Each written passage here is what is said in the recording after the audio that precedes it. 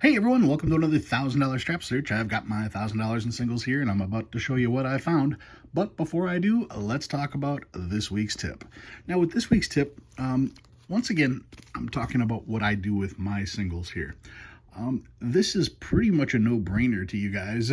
If you are searching singles, one of the things that you're going to notice is that when you go through a strap, the bills are in every different direction, upside down, backwards, forward, left, right. It's such a pain. The first thing you have to do is called facing the bills. So all the bills are facing the right way. So I'm pretty certain that if you go through a strap, you are going to be facing the bills, okay? But if you are doing more than going through the strap, if you are making different piles and sorting different ways, looking for different reserves or different years or stuff, your notes may tend to get unfaced. Now, it's been pointed out to me by numerous tellers that whenever I come in and drop off two straps at any particular bank, they're always glad to get my singles. Why? Because some banks force their tellers to face all their notes.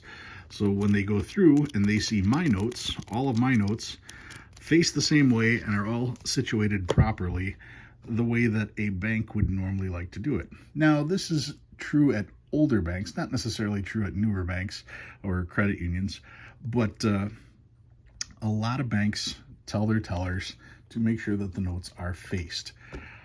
So every time I come in, I make sure all of my notes are faced, obviously because I'm going through the notes and it's so that I can read them. But like I said, put a little bit of effort when you return your notes to make sure that they are in decent condition and not just all crumpled up or whatever. And you'll get a lot more respect from the tellers. Remember, the tellers are your friends. Treat them as your friends. Don't treat them as your servants. They are not your servants. They are your friends. You want them to be friends. You don't want them to be a servant. Don't tell them what to do. Ask them. And before you know it, they'll be asking meaningfully, what can they do for you? And that's the important part about collecting. All right, so that's my 1,000 in singles. Let's get that out of the way. Take a look and see what I found this week. Starting off, whenever I see a note on a bill, a note on a note, I'm always impressed by that. This one's dated 1/25/20, so January 25th, 2020, and it just says, random money in the street. Well, that's kind of cool. So this note was blowing around on the street. Somebody found it and made note that they just found it blowing in the street. Occasionally you will find Where's George notes like that. Occasionally people will take a Where's George note and literally put it on the sidewalk to see who will take it. Is it throwing money away? Yeah, but it's fun. You can spend money any way you want to entertain yourself. Spending $1 to do that is not a ridiculous thought. Anyway, not anything special there other than the fact that it is a random money in the street note. Speaking of Where's George notes, Where's George found this one. I don't recognize that, so that's going to be fun to look up. I will be checking that out right after I finish this video. What else do I got here? This one's an alternator. Check this out. 46, 47, 49, 46. So you have 4 alternating, and if that last one would have been 48, that would have been 46, 47, 48, 49. That would have been pretty cool. Still, you've got 4 as every other number. That's kind of neat, and I will save that just because it makes it easier for me to try to find a match. Now, I did find a bunch of trinaries as well. This is 5s, 7s, and 8s. Now, with my trinaries and with my quads, I've said this a couple times, I don't believe that they're worth any more money, but I am trying to find 2 notes with the same serial number. And I can't possibly save every note I ever encounter because I need to spend money to survive. So I've decided I will just pull my trinaries and quads and use that as kind of a savings account. I've got the notes all boxed up. I've got them, believe it or not, in order by serial number. So every time I find another one, I can just add this to the box. And hopefully I will end up with 2 notes with the same serial number. Now, it's a daunting task. If you're just to grab 2 random notes, the serial numbers go up to 96 million. So your odds of finding 2 with the same are 1 in 96 million. But by me looking only at quads and trinaries, I reduced that to from 96 million down to probably around 100, 200,000, somewhere around there. Still a big number, but nothing like 96 million. Anyway, that's why I collect trinaries. That's why I collect quads. Not hoping that they're worth more money. I'm just hoping to match them. Anyway, this is 5s, 7s, and 8s. And here we have 2s, 5s, and 9s. 0s, 8s, and 9s. 3s, 4s, and 9s. 0s, 2s, and 5s. And this is 3s, 5s, and 6s. Now, you may wonder why I show them, which is also a good question. I show these because I know there are people that do collect them. Like I said, I don't foresee them having additional value, but there are people that may find these notes a little more valuable. So that's why I tend to show them. Plus, it pretty much guarantees I'm going to find something in every one of my $1,000 strap searches. So here are my quads: quad 2s, quad 4s, quad 6s, quad 9s, and again quad 9s, and again with the quad 9s. And we get to my stars. 2017 star, dog-eared corner like that. Good shape otherwise. Another 2017. This one's seen some days. 2017 as well. And 2013. A little dirty. 2013 from New York. One of the B notes. We'll see if that one qualifies as one of the potential double printed notes. Another 2013 star. That one there. This one's got a dog-eared corner and a little bit of wear on the surface. Not the greatest. Now, I don't normally pull notes this new. This one's a 2003A. It's got this hard crease, but the paper quality is real good. And you can see this half of the note here is real good. So I wanted to pull this one and check it with my binder to see if it upgrades or not.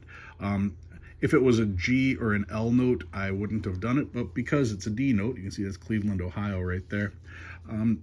Not one of the more popular notes, so maybe the one I have isn't quite as nice. I'm going to double check that in the book.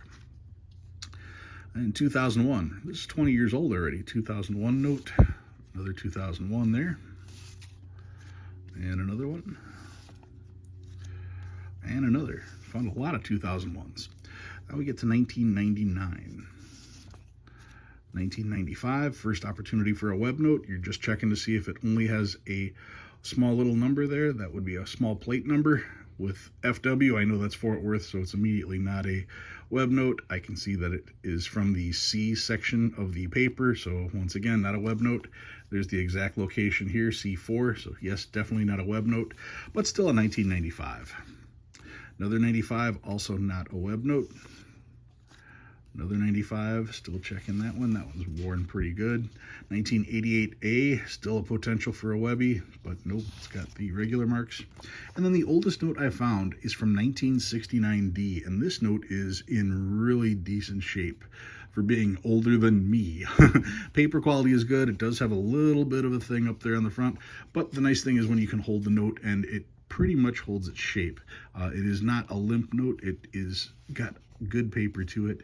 So that was the oldest one that I found. So what did I bring out this week? Well, this week I was going through some of my notes trying to put together a list, and I stumbled across this note, and I don't know if I ever gave it its full credit or not. This is just a 1928 $5 legal tender. Now, a $5 legal tender, this one is from 1928, which is the first year that small size currency, small head currency, whichever way, yeah, you can call it either way, small size or small head. 1928 is the first year that this was made available. Prior to 1928, we had the large size notes. This is the first year for the small size ones. Now, legal tender notes differ from other notes by way of there was a law passed. That is the legal portion of legal tender. The law stated that X amount of money was allowed to be printed, and it would be backed by U.S. bonds or something to that effect. That law was repealed in 1998. Therefore, legal tenders are no longer legal tenders. If there's no longer a law giving it the power to be worth anything, that means it is no longer worth anything. Now, there'll be people that say, yes, you can still spend these. And yeah, I'm sure anybody would take one of these for $5. I will take all of these you have at $5 a piece without a problem. Bring them here. I'll take them. Regardless of condition, I will take them for $5 a piece.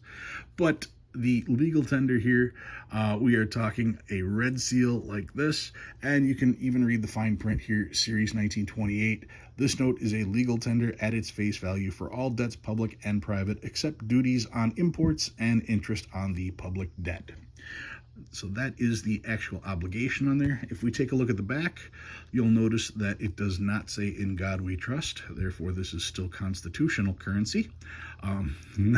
Not continental, not colonial, but constitutional.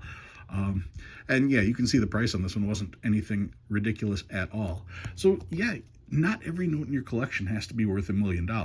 A note like this is a very beautiful note, especially in decent shape. This one, like I said, isn't perfect. It's got a little bit of a crease there in the center, but the color on it is good. The print is good on it. The corners are fine. It's not dirty. It's a very bright note. So let's take a peek at what the book has to say. I got the book here. Oh, one of the other things I want to point out is the 1928 version of this note has the seal on the left-hand side.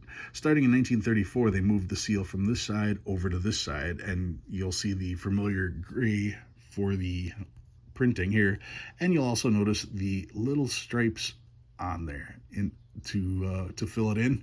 That's actually another anti-counterfeiting measure. People that try to remove seals end up removing portions of these little lines when the seal is over there, letting you know that there's been some type of tampering. All right, anyway, let's take a quick peek at the book and see what the book has to say. Now, this particular one, I'm going to just check the signatures. Treasurer is Woods and Mellon. So that's what we've got on this one.